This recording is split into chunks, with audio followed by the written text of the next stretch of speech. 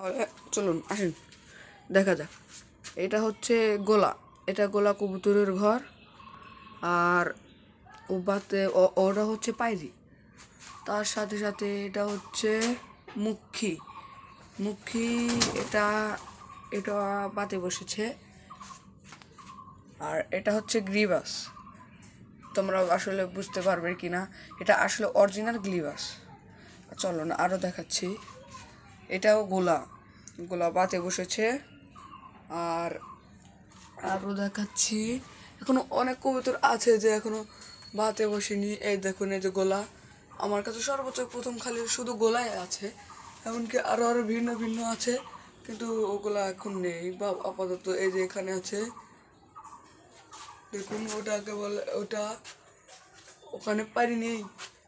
so দেখুন,